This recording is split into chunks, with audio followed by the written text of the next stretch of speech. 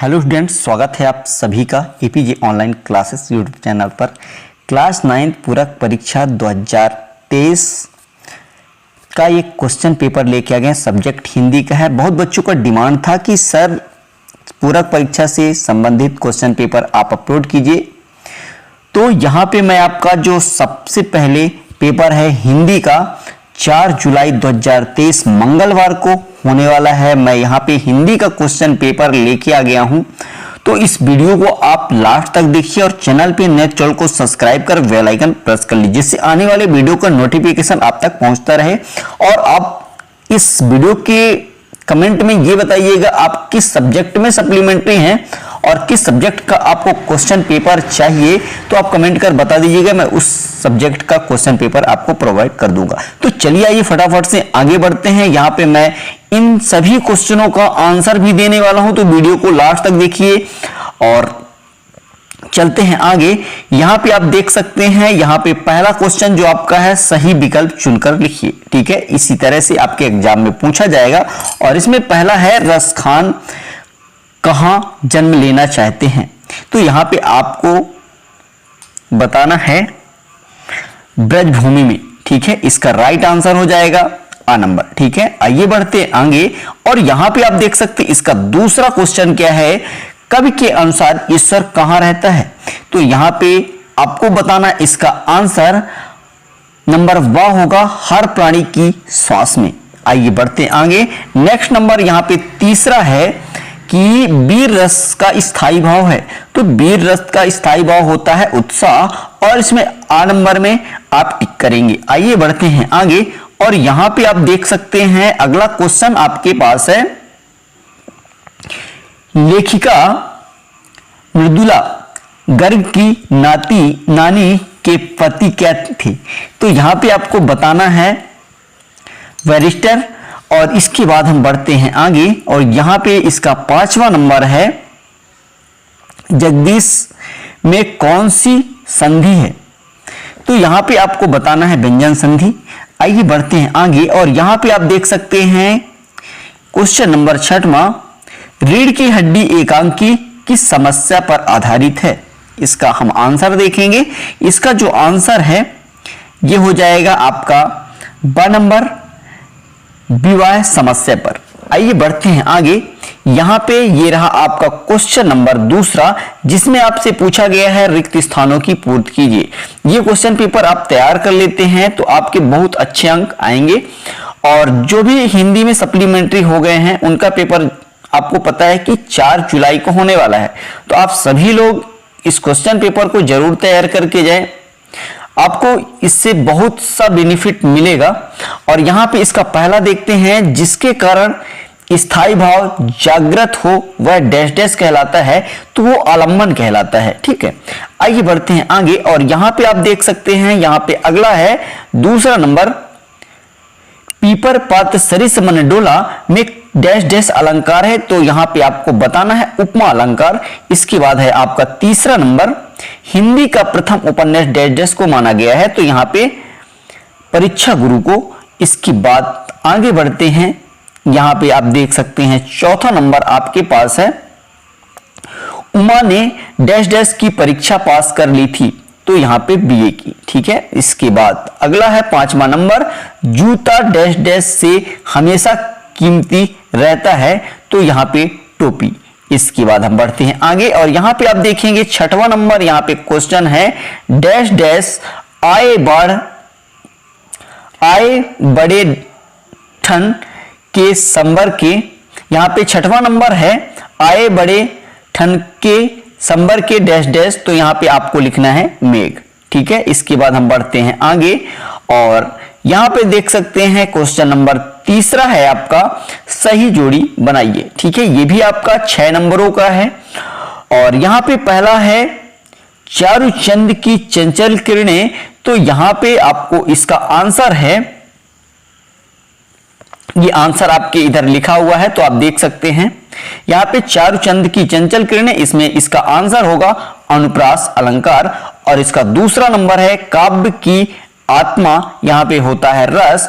और यहां पे तीसरा सालिम अली वर्ड वाचन वाचर, और यहाँ पे चौथा नंबर है डांडे, तो यहाँ पे तिब्बत, और इसके बाद छठवां है श्री कृष्ण पीताम्बर, और इसके बाद आदान का हो जाएगा प्रदान।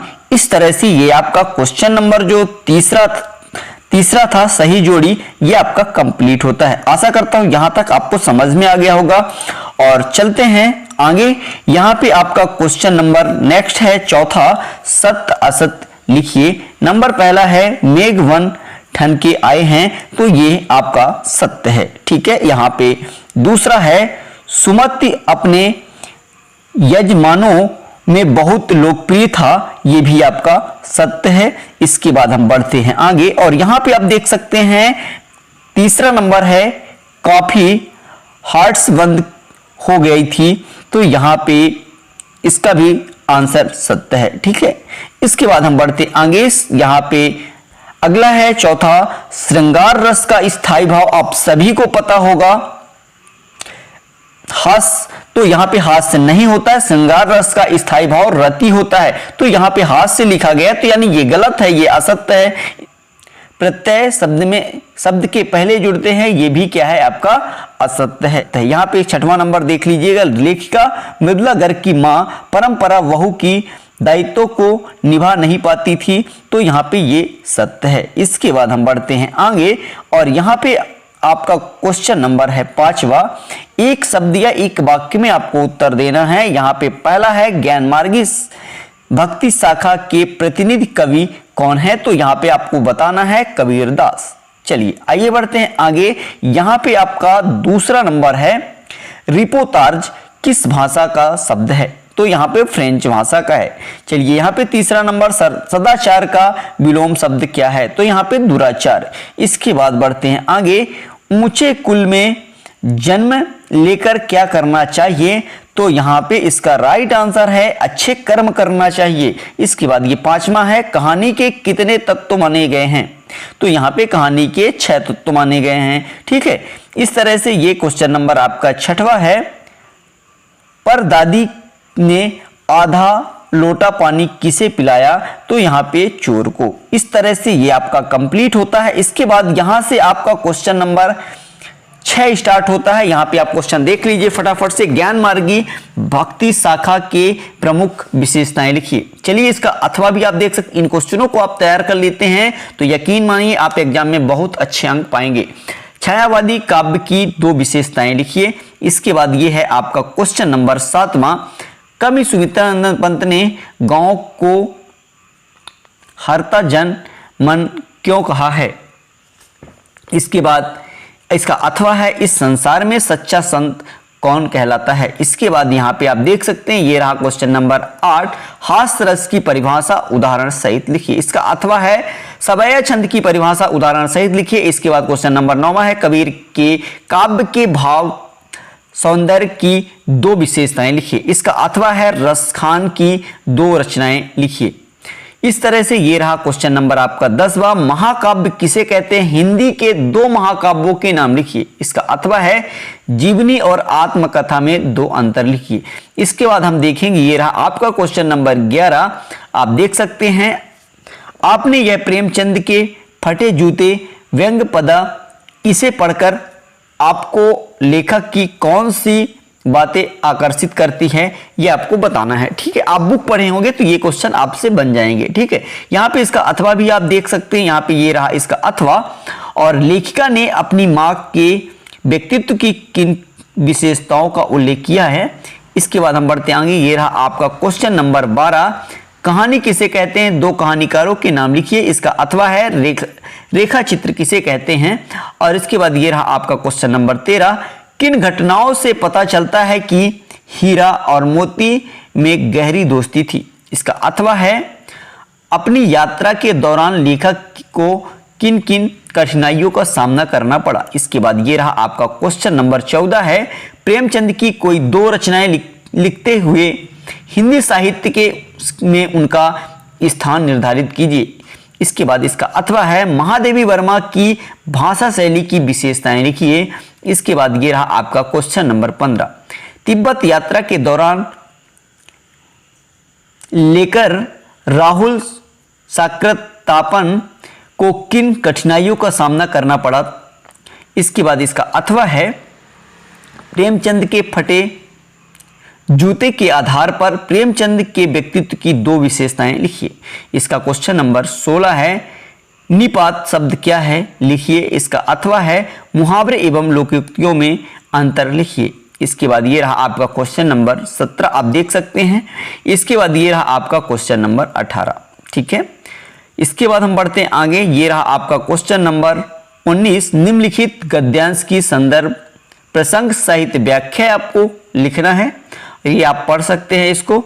और इसके बाद हम बढ़ते हैं आगे। ये रहा आपका अथवा का। इसके बाद ये रहा क्वेश्चन नंबर 20, अपनी माँ से जन्मदिन की तैयारी के लिए किया गया संवाद लिखिए। इसका अथवा है वार्षिक परीक्षा की तैयारी पर पिताजी से किए गए संवाद को लिखिए।